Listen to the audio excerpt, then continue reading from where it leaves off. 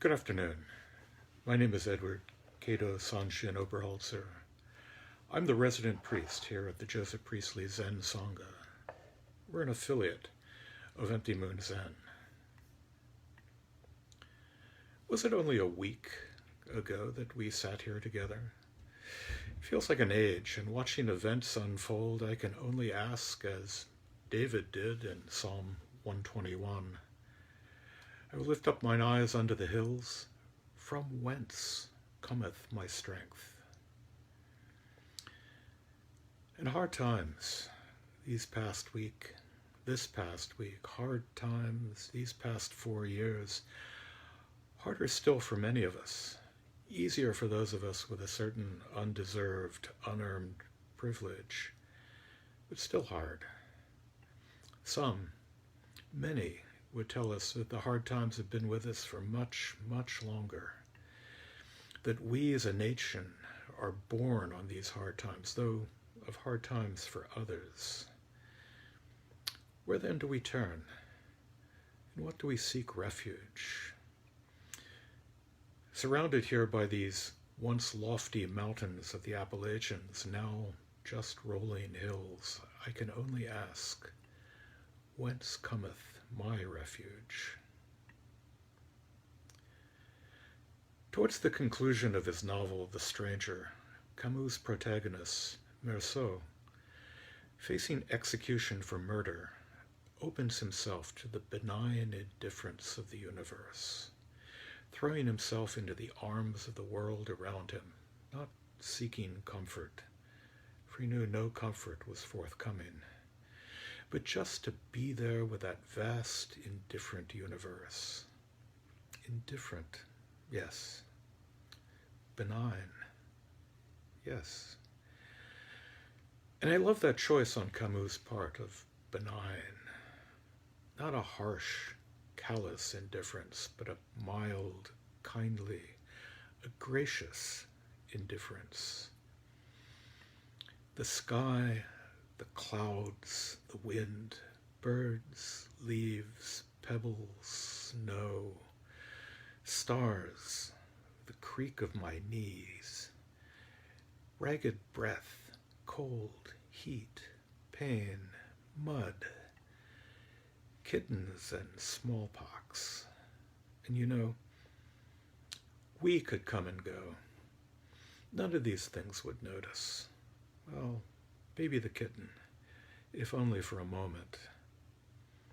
None of my joy, sorrow, rage, compassion, none of this means a thing to this vast, indifferent universe. To these truths, to these dharmas. For that's what they are, dharmas. And each dharma, a manifestation of the dharma with a capital D. Dhammam saranam gacchami. I take refuge in the Dhamma.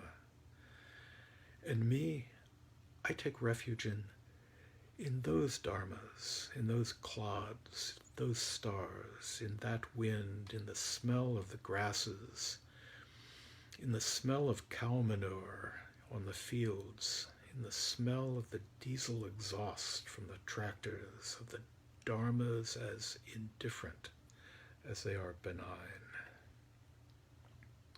And so we find in the Blue Cliff Record, in case 36, the case known as Chang Sha Goes Picnicking.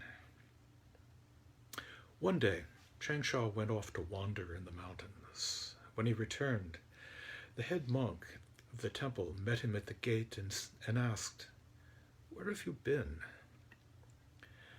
"I've been strolling about in the hills," Chang Sha replied. "Which way did you go?" the monk asked. "I went out, following the scented grass, and came back, chasing the falling flowers." I go for a walk each day. Later this afternoon, I'll do the same.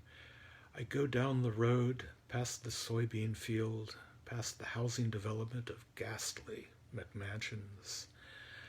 The snow is largely melted, allowing me to step off the roadway onto the gravel, to avoid the speeding cars, each one a dharma.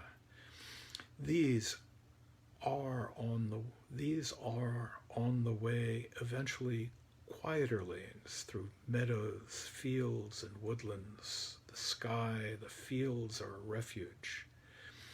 The dharmas that they represent, the dharmas that they are, the vast dharma that they are, is a refuge, a place not to turn to, but to be.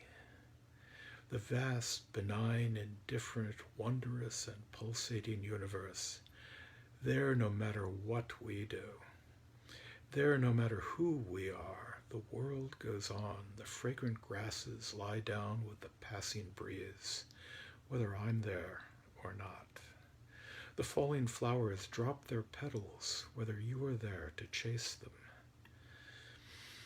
The teachings of the Buddha point to the Dharma, to the many Dharmas. These too point to the Dharma, a word that encompasses the teachings of the Buddha, which comes from a Sanskrit root meaning to hold, and so the Dharma holds us back from falling into states of suffering. And going out on a limb, I'll take it to mean to hold, to embrace. And this is how I see those hills, whence cometh my help. Those clouds, that sky, yes, and the broken waterline flooding the garage, the dreadful news out of our nation's capital, all of these are dharmas. All of these hold me. All of these are my refuge. Suetu's verse comments on case 36 and reads, "The earth is clear of any dust. Whose eyes do not open? First he went out, following the fragrant grasses. Then he returned, pursuing the falling flowers. A weary crane alights on a withered tree. A mad monkey cries on an ancient terrace. Changsha's boundless meaning. Bah! We are Changsha. We are the weary crane, the mad monkey, the withered branch, and the ancient terrace. When we, as David, ask, I will lift up mine eyes unto the hills. From whence cometh my help? The answer is there, in those hills themselves, in the vast and benign indifference